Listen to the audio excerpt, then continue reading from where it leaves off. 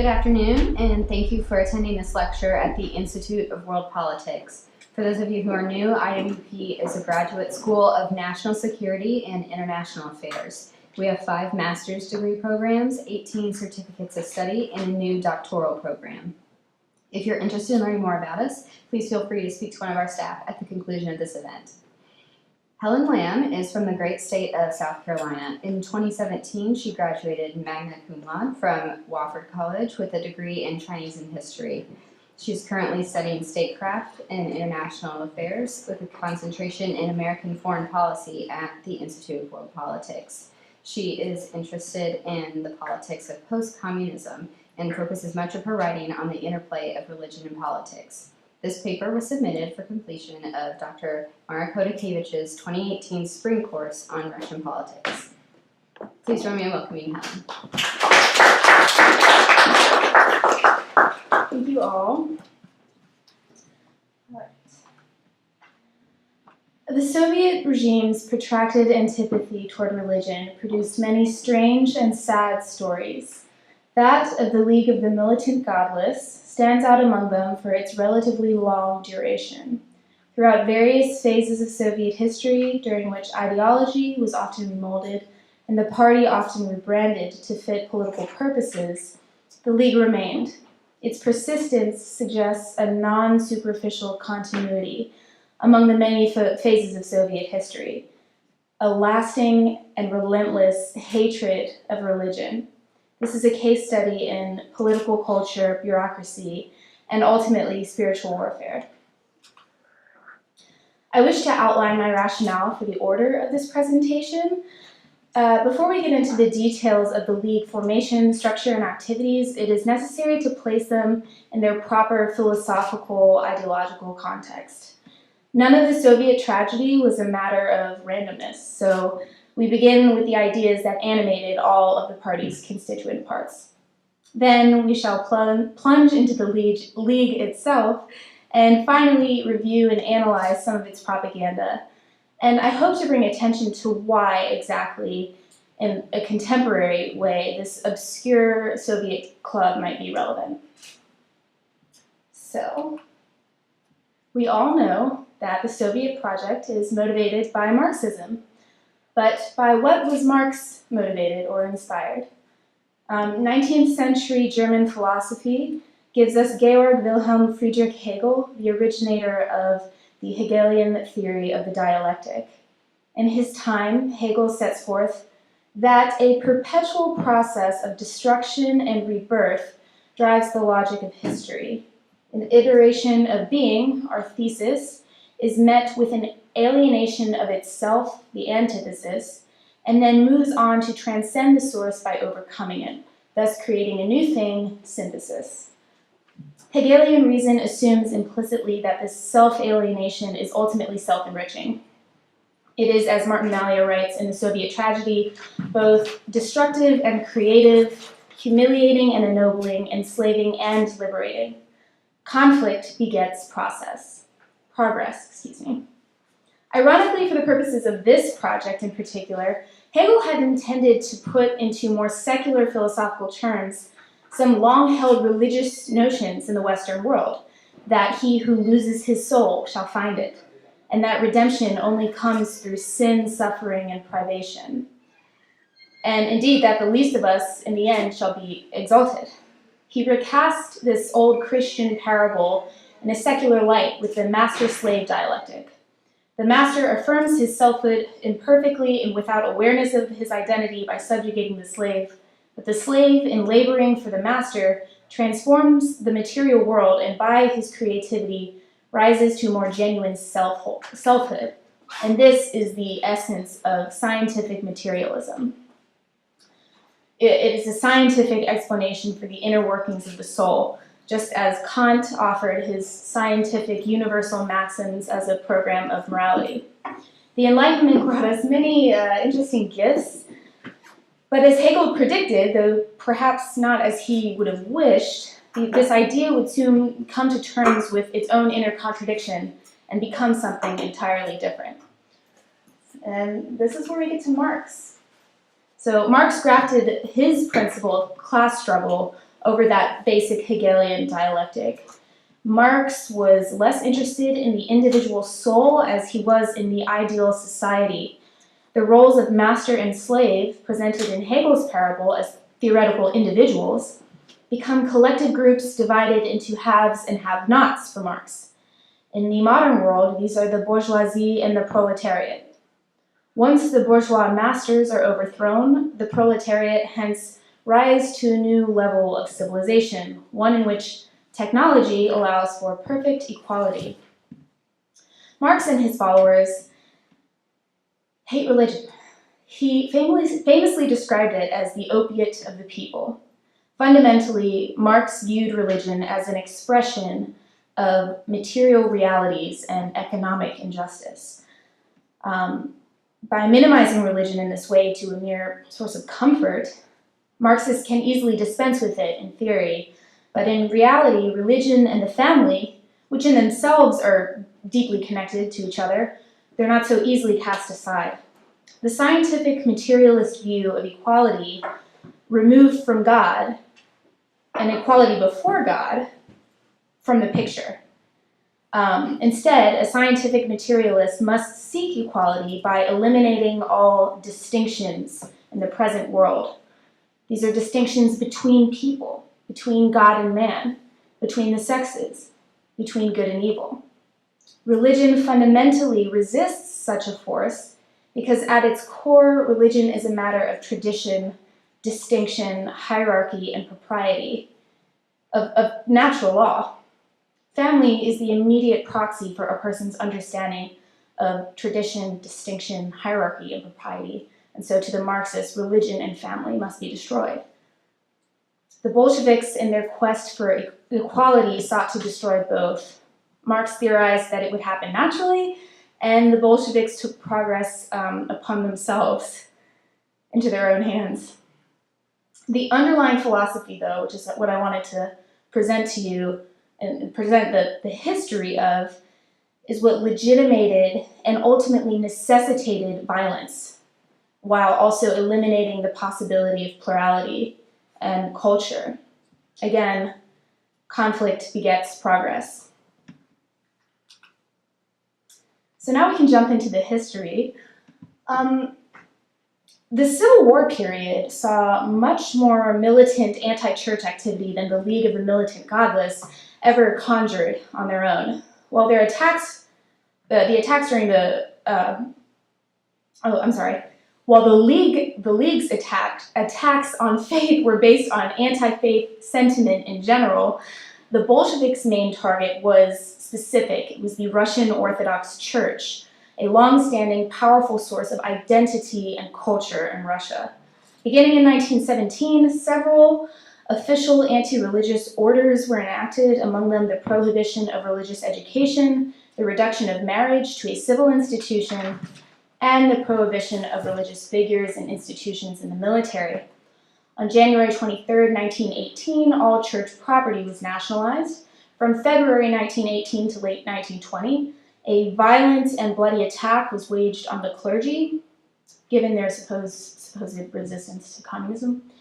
1921 to 1923 saw the state-sanctioned arrests and executions of more clergy and laity, among them some of the most powerful and influential figures, again under the pretext of their opposition to state confiscation of church property. Also during this time, the regime held public openings and desecrations of the reliquaries of Orthodox saints. And it is a central element of their faith that the saints' bodies are incorruptible. So in late 1922 and early 1923, the regime shifted strategies by launching a widespread systematic propaganda campaign targeted at popular religious belief, not just at the church. Bolshevik leaders, most prominently this guy, Yemelyan Yaroslavsky, realized the folly in the expectation that popular religious belief would disappear with the institution itself. In lieu of a propaganda operation, the systematic oppression of the Orthodox Church would not suffice. So the Committee on the Execution of the Decree Separating Church and State, better known as the Anti-Religious Committee, was created. And this would be the organization that oversaw the efforts of the League in its nation stage. And I just want to point out, he's Ilya Yaroslavsky, a little bit about the guy. He was an old school Bolshevik and was part of the Central Committee all the way through, even surviving the 1937 to 1938 secret police terror. He sided always with the furthest left faction and was an early biographer of Lenin, as you can see. So this man, Yaroslavsky, understood religion to be a complex cultural phenomenon reflecting both production relations within society and the Russian peasantry's centuries-old isolation and subservience to nature. Ultimately, the victory of the scientific materialist worldview required transformation of rural production relations and the peasantry's relationship to nature and technology. In the meantime, anti-religious propaganda, carefully explaining what religion was and how it harmed believers, was necessary. The arbitrary closing of churches and arrest of clergy would simply alienate the population and delay cultural transformation. So the point of all of this is that, as flamboyant as the word militant might be, in the title, League of the Militant Godless, Yaroslavsky's approach stressed subversion and re-education rather than violence. The violence had already been committed. So the Anti-Religious Committee sponsored the creation of Bezbozhnik under Yaroslavsky's editorship, and it was in this magazine that Yaroslavsky called for the creation of the League of the Militant Godless in October 1923.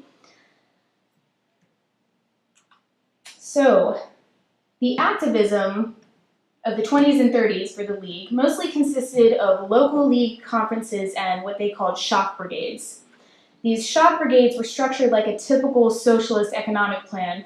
You have a time-constrained plan aimed at high numbers of production, regardless of quality. So essentially, they would take Bezbozhnik, the magazine, into rural areas and make a bunch of farmers scribble their name down to be subscribed to it. It meant virtually nothing. Or they would recruit local influencers to be a part of the League of the Militant Godless in an official capacity, but did really nothing beyond this sort of shallow advertising and recruiting. So for periods of 2 weeks, a month, or whatever arbitrary time frame the League imagined, they would send members out to distribute Bezbozhnik and dramatically increase their subscription numbers. But like I said, the League's self-reported success was rarely substantive, yet even given their often pathetic performance, they could not fail. They were state-sponsored for what they represented, not for what they accomplished. And I point out, or I have a little bullet here that says, sound familiar? Because it really, to me, does reflect the sort of economic policy of the time, over-reporting, that whole dynamic, so. All right. So even in their ineffectiveness, the League became a way for the party to create administrative positions where there were none, in big cities and small towns all across the Soviet Union. To a great extent, the history of the League was a history of the appointment, training, and support of a nationwide network of cadres. The League was basically an ornamental, bureaucratic organ of the party. They simply served as a reminder, to the Russian people of the party's omnipresence. What accounts for most of their direct activism is actually sporadic and hardly militant. The name itself is a reflection of what the League was in reality, a mirage meant to intimidate by its own accord, yet one sees truly that it's empty at the core. So, the net result of this anti-religious committee, the League, Bezbozhnik, Yaroslavsky, and everyone was not ultimately in promoting atheism, but sustaining the emptiness created during the Civil War period. The Civil War created a vacuum, and the League was there to perform as if the vacuum didn't exist, convincing no one of anything. The League's essence, even into the later Stalinist period, was a series of bureaucratic interactions internal to the Bolshevik polity, an ephemeral entity operating narrowly within existing bureaucratic boundaries. But it inflated the egos of members and reminded non-members of their station in life. So now we can move on to the fun section. Really, this project was more of an art history project than anything else. There's sort of like for me, it was the connection between the philosophy and the propaganda, and that was the most interesting part. And my goal was ultimately to sort of nail down the modus operandi of propagandists. And I thought that doing a sort of an artistic analysis might be the best way to do it. And so I hope we can have some fun with this. The artistic tools of the anti-religious propagandists boil down to three main maxims: humor, gore, and imitation. Each serve in their own way to lure the viewer into an image while generating negative feelings toward the subject of the piece. Each are inherently deconstructive. So first, we're going to go with humor. Humor can be an exceptionally effective political tool. To be an effective weapon, it must come from within the culture, or at least appear to. It must use modes of entertainment, if not indigenous, at least familiar to that culture.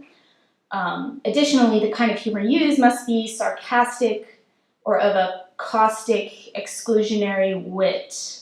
So it's not lighthearted, it's always subversive. And we'll move to our first piece of propaganda. This is Bezbozhnik, that's what it says up there, which means godless. And this is, we'll call it figure 1, depicts Muhammad toting a top hat and umbrella. I don't know if you see that. They're white in this picture, right in his left hand. These are symbols of the capitalist West, actually. And he's donning, what it says right on top of his cap is atheist. So the style of this piece of, I guess I'll call it art, is not intended to mimic traditional Islamic art. Indeed, Islam prohibits the depiction of Muhammad in general, so this mimicry of the individual Muhammad is actually poking fun at the religion itself, just by its very nature. Anyway, his position on top of the mule, that sort of sideways, askance position, implies a skirtishness, sneakiness, sort of typical Semitic trope. The angling downward of his face reinforces the devilish quality of his face, the face itself. I don't know if you can see his eyes are painted blood red, and the eyebrows and the eyes are very close to each other in this sort of angry way. So yeah, the caricature of the face is demonic, particularly considering the red eyes, the large nose, and the thin, wide smile and beard that blends with the eyebrows. It's a silly, silly thing. Anyway, but then you have this these colors, the pink and the yellow, and there's just like a cute silliness about the mule with the big eyes, and it just, this sort of tension has a particular psychological effect that's uncomfortable and almost humorous. So we'll move to the next piece. So figure 2 here, we'll call it, is titled Introducing the Day of Industrialization. Across the top, the caption reads, "The 5-year plan is a devastating practical program in the struggle against religion." And this title reflects the slogan of the League, which I should have mentioned. The battle against religion is a battle for socialism. That was their actual slogan. So it depicts these 3 guys here. These are what you would call the Homo Sovieticus, the ideal Soviet man, strong, masculine, attractive. They're firmly built and smiling, and you've got them against this highly orderly background, this heavy industry. It's a strikingly modern scene. And they're dumping Jesus out via that wheelbarrow. And so if you just notice the contrast between Jesus and the Soviet men, Jesus' feet and hands are scrawny, they're almost baby-like. Just skinny and almost like you could say they were effeminate as well. So the position of Christ upside down as he is dumped out stands out as a complete inversion of his typical position, arms outstretched on the cross. And also the composition of the piece is such that the central Soviet man is positioned under this small smoke tower with his arms outstretched. So it's almost as if the Soviet man is replacing Jesus as the savior of the world in that very symbolic position. So both the implicit and explicit elements of this artwork infer inversion and replacement. Jesus' face, I don't know if you can see it from afar, but it sort of shows an expression of idiocy. He's got wide eyes and this gaping mouth. There's, like I said, nothing particularly masculine or endearing about his character. He just looks silly. Okay, so gore. We're going to move on from humor to the second element, which was gore. Gore is the second powerful tool of the propagandists. In figure 3, this one called Bless You, we have a sickly-looking man, and he is sneezing out Jesus who holds the devil by its tail, and there's an Orthodox saint in there, and the Blessed Mother and Child as well.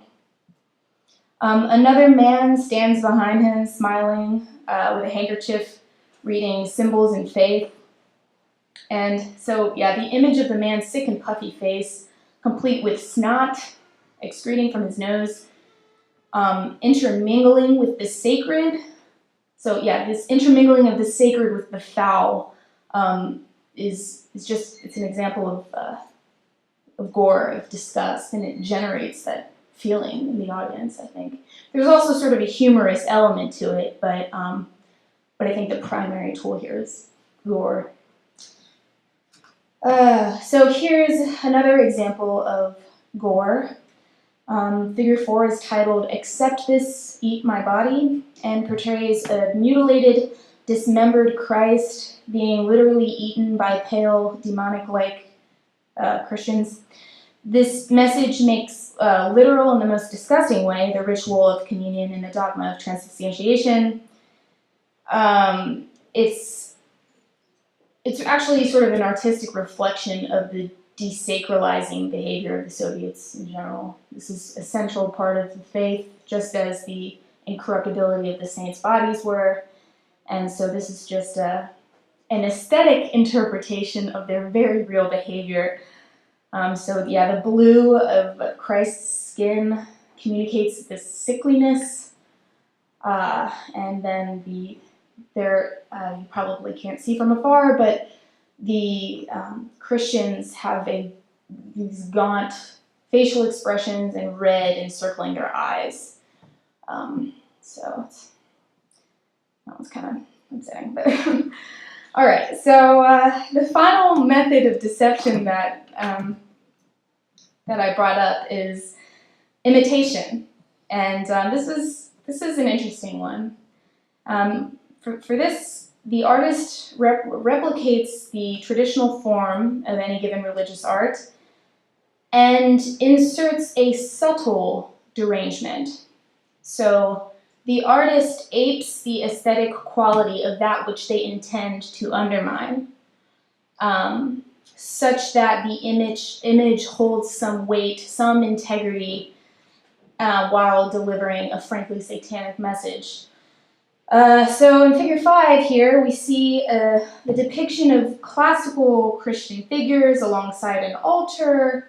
In the front, there's nothing. This is a sort of they're depicted in the traditional form. There's nothing wrong with the images themselves. However, in the background, the clergy is raising a curtain to reveal the fat capitalists stomping on the decimated bodies of the proletariat.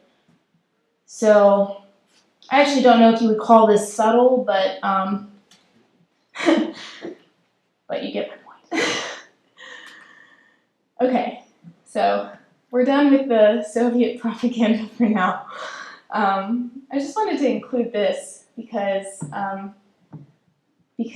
Russian art is really something to behold, true Russian art, and it had been undermined for so long by such people with such dark motivations. So this last piece of artwork is called The Ruining of the Temple on Easter Night by Ilya Glazunov, who actually died last summer. He's a famous Russian artist who survived the Soviet regime. He lived from, I think, 1930 to...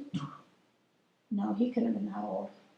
I'm not sure. But anyway, he lived through the regime and everything, and was basically a monarchist, but very anti-Soviet, and I just wanted to use his work as a comparison. So the only thing modern about this is the political message sort of embedded in it, but otherwise the characters are predicted true to form in a way that is totally unlike the propagandists' depictions, which were lazy. So here we see two, again, homo sovieticus, storming a church where the patriarchs and the monarchists intermingle to stand in solidarity.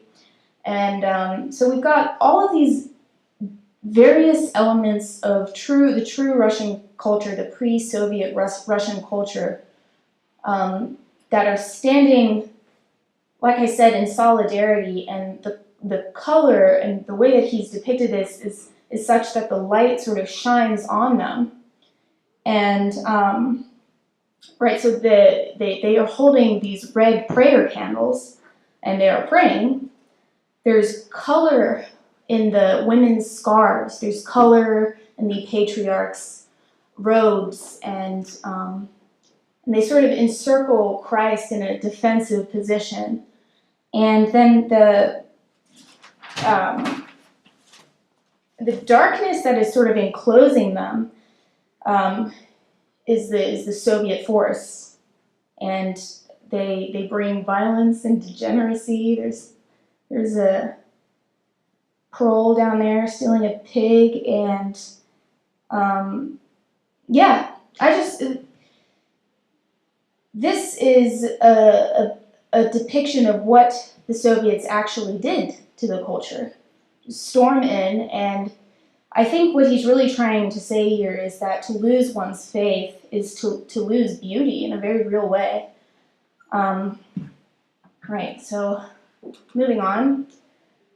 The destruction of culture leads to depravity, and depravity is a necessary precondition for the godless to enact their powerfully bad ideas on the world. From the Armenian genocide to the current situation of the Uyghurs in Xinjiang, it's important to understand how scientific materialist radicals, be they socialists or communists, must undermine faith to enhance their power. They must. It is baked in the cake of the ideology. So yeah, just to wrap it up, I think that we experience art primordially, whether that be music, literature, or the visual arts. And if we fail to make judgments and distinctions about art, we are a victim to its implicit messaging. This is a recolorized version of a church that was destroyed, actually, in the country, in Russia. But it was a picture that was recolorized recently. This is a pre-Soviet village.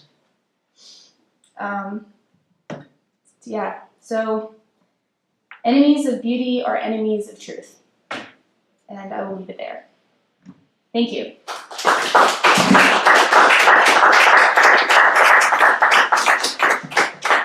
And I'll open it up to questions if you guys have any. Sure. Notice at one point, one of the committees was the Committee for the Separation of Church and State. The Soviets used that terminology, which of course is familiar here in the United States, as a benign way of indicating what they're trying to do.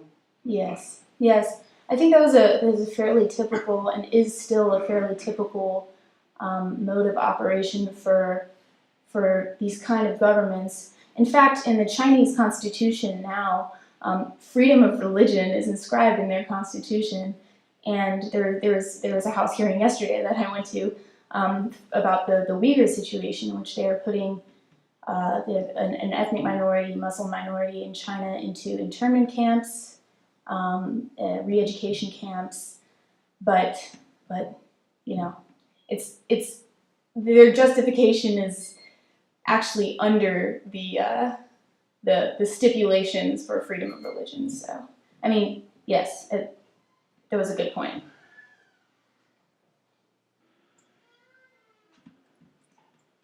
Kelly? Where did you find most of these images? Is there a source online, and are there a lot more, or did you have to hunt pretty hard to find them? There are great sources online, and I also think that the Library of Congress has some. Initially, I went to Dr. Chodakiewicz, and he showed me a bunch of things, and I just sort of went from there, getting them from various places, wherever I could find ones that I really thought were interesting. There were many more though, and I encourage everyone to go take a look for yourself. Yeah. Yes. So here we're really seeing a lot of the efforts by the state to have push for separation of church and state, and to use art to really attack the basis of religion. But do you think, maybe not in these same sort of societies, but even in the U.S., do you think there's a possible role that even our own government could play to try and do the opposite of even working through art to help defend these sorts of rights, and not to just say that everyone has to follow this, follow into religion to live the best way they can, but to really just defend it as a thing on its own? Yeah.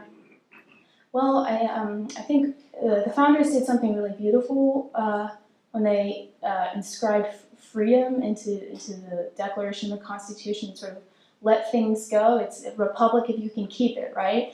And I think it's incumbent upon the citizens as individuals and as individual believers to stand up for their faith. Does that answer your question a little bit? I don't think the government necessarily, well, not our government at least, can have anything close to a role like this. But yeah. Anybody else? Yes. I just wanted to ask where I could read your paper. Is it published somewhere, or? I have not submitted it for publishing, and I'm not exactly sure how I could do that. Maybe I'll ask Dr. C see if he has some suggestions. But I'll print it out and give it to you at work. Okay. Yes. I think the chronology was there was an anti-religious committee, which then published a newspaper, which then called for formation of this league. Yes. So who was the publisher was it this committee that published this magazine, and did it last as long as the league, or did it? Oh yes, that's a good question. The responsibility was pretty much in the editor's hands, but it sort of became unclear. So the anti-religious committee started the newspaper, and it lasted about the same time as the league, but all activities were shut down in 1941 because of the Nazi issue. So yeah, I think there actually might be some modern iterations of Bezbozhnik, independently created things, but there's nothing state sanctioned. but yeah, they were sort of sanctioned, they were both sanctioned by the anti-religious committee, one of the other, and then it kind of melded together and they died together. So the committee kind of disappeared in World War II also? You know, I should, How does communists stick with it? I'm not sure about the history of committee or what, the committee itself, or what happened with that, I'm not sure. Yes. The person you're saying was the sort of head of the committee, Yaroslavsky. why, does that name mean anything? No, actually, he was a Jewish man who changed his name, but he was born Mine Israelevich Gubelman. So I'm not sure what it means. Like Stalin, I have been told stands for steel and was adopted, for that connotation. I was curious whether there was that name meant anything. I don't know. Do you know, Eric? I mean, if you do like literal translation, Yaroslavsky, Slav in Russian means pride, and Yar means brightness. So if you combine those two, I'm not sure if there was a motive behind it, but the first part of the last name actually means something in Russian. I'm not sure if there was a motive behind his changing the name. But Slava and Yar means bright, and Slava means pride. Wow. All right. Anyone else? Okay, thank you so much for your time and coming in the rain. I know it's sort of a grim day, but I really appreciate your attention. Thank you.